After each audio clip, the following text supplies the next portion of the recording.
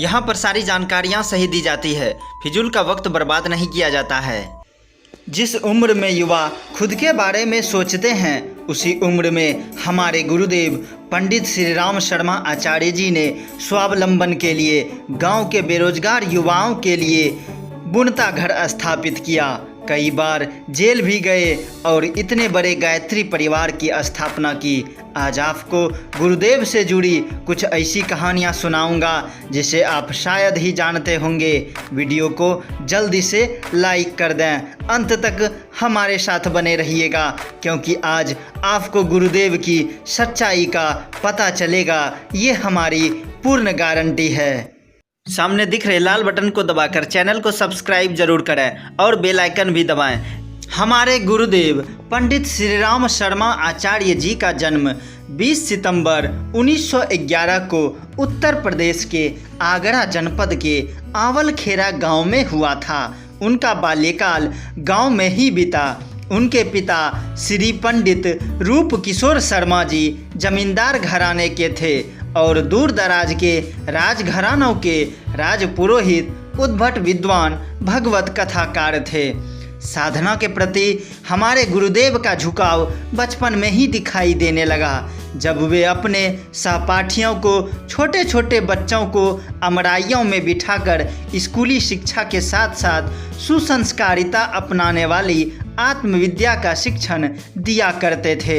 एक बार घर से हिमालय की ओर भाग निकले और बाद में पकड़े जाने पर बोले कि हिमालय ही उनका घर है और वहीं वे जा रहे थे। आपको पता है कि उन्होंने गायत्री मंत्र की दीक्षा किनसे ली?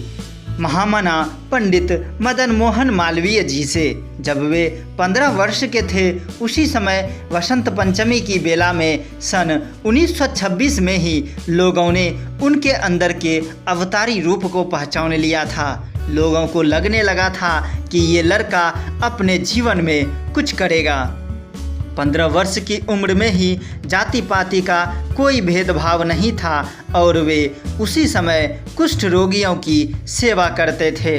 माँ के लाख मना करने पर भी वे कुष्ठ रोगियों के यहाँ जाकर उनकी सेवा किया करते थे।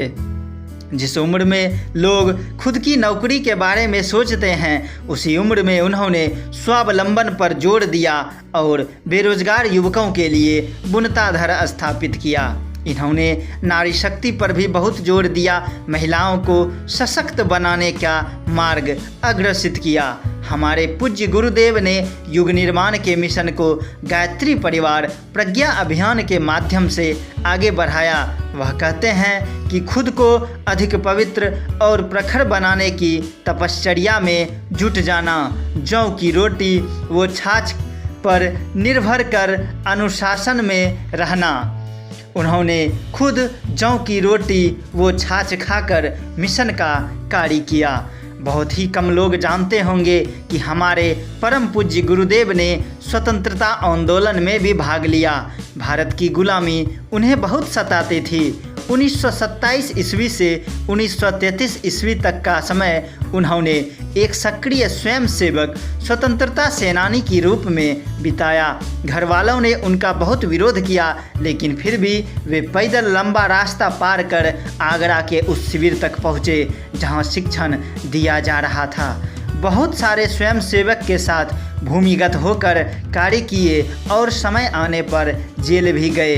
क्या आप जानते थे कि हमारे गुरुदेव जेल भी गए? कमेंट करके ज़रूर बताएं।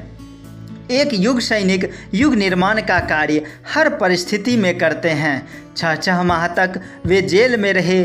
जेल के अंदर उन्होंने निरक्षर कैदी को साक्षर बनाया और खुद जेल में अंग्रेजी भाषा सीखा। आसनसोल जेल में वे पंडित जवाहरलाल नेहरू, रफ़ी अहमद, मदन मोहन मालवीय जी जैसे महान बुद्धिजीवी लोगों के साथ समय बिताया और वहीं सीखा कि सबसे सहायता लेनी चाहिए। इसी मंत्र को उन्होंने आगे बढ़ाया। 1 घंटा समय दान, 20 पैसा नित्य या 1 दिन की आय 1 माह में तथा 1 मुट्ठी अनाज रोज डालने के माध्यम से धर्मघट की स्थापना का स्वरूप लेकर लाखों करोड़ों की भागीदारी वाला गायत्री परिवार बनता चला गया, जिसका आधार था प्रत्येक व्यक्ति की यज्ञीय भावना का उसमें समावेश। हमारे गुरुदेव ने राजनीतिक कार्य भी किया। श्री गणेश शंकर विद्यार्थी के प्रभाव से राजनीति में प्रवेश करने के बाद गुरुदेव धीरे धीरे महात्मा गांधी जी के अत्यंत निकट हो गए थे। 1942 के पूर्व के 8-10 वर्षों तक वे प्रतिवर्ष 2 मास सेवाग्राम में गांधी जी के साथ रहा करते थे। बापू का उन पर अटूट विश्वास था और यही कारण है कि 1942 के भारत छोड़ो आंदोलन के समय गुरुदेव को उत्तर प्रदेश तथा मध्य प्रदेश का प्रभारी नेता नियुक्त किया गया। हमारे गुरुदेव में बचपन से ही प्रतिभा भरी हुई थी और उनके चेहरे पर साफ दिखाई देता था कि आगे चलकर ये युग सैनिक युग निर्माण का कार्य करेंगे। मैनपुरी षड्यंत्र केस में उनका सहयोग रहा था। विचार तथा कर्मों से क्रांतिकारी गुरुदेव 1942 के आगरा षड्यंत्र केस के प्रमुख अभियुक्त थे। केस का नाम king emperor versus Shri Ram Sharma Acharya था। ये वो दौर था जब हमारे गुरुदेव स्वतंत्रता की लड़ाई में कूद पड़े थे और इसलिए उन पर केस भी हुआ और उन्हें जेल भी जाना पड़ा था। ऐसी बात नहीं है कि हमारे गुरुदेव सिर्फ अध्यात्मवादी थे और गायत्री परिवार के लिए ही कार्य किया करते थे। वे स्वतंत्रता आंदोलन में भी सक्रिय भूमिका निभाते थे।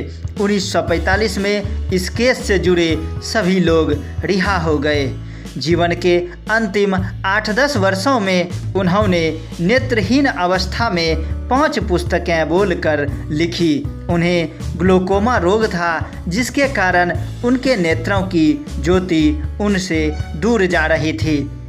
साथियों, भारतीय संस्कृति एवं सभ्यता में ऋषि मुनि पहले जौ गाय को खिला दिया करते थे और फिर गाय जब लेट्रिन के रूप में गोबर देती थी तो वे गोबर से जौ को निकालकर फिर उसे कूटकर खाया करते थे। हमारे गुरुदेव पंडित श्री राम शर्मा आचार्य जी भी इसी पथ पर चले और उन्होंने जौ की रोटी व दही के छाछ को खाकर अपना जीवन निर्वाह किया। बहुत ही जल्दी मिलते हैं अगले वीडियो में, जहां आपको अपने परम पूज्य गुरुदेव पंडित श्री राम शर्मा आचार्य जी की कुछ अनसुनी कहानियां सुनाऊंगा। तब तक के लिए जय गुरुदेव, जय माँ गायत्री। बड़े चैनलों को सब सपोर्ट करते हैं, क्या आप अपने इस छोटे से युवा परिवार को सपोर्ट नहीं करोगे? साथियों, सामने दिख रहे लाल बटन को दबाकर चैनल को सब्सक्राइब करें, बेल आइकन दबाएं और स्क्रीन पर दिख रहे वीडियोज़ पर क्लिक करके नेक्स्ट वीडियो ज़रूर देखें। धन्यवाद।